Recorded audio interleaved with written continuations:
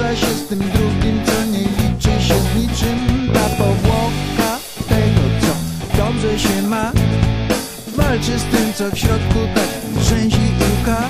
Te oczka cymbała, te miny głupawe, a w środku wulkan, a w środku kipi lawa. I te tak zupełnie odmienne byty żyją ze sobą, są ze sobą zżyte.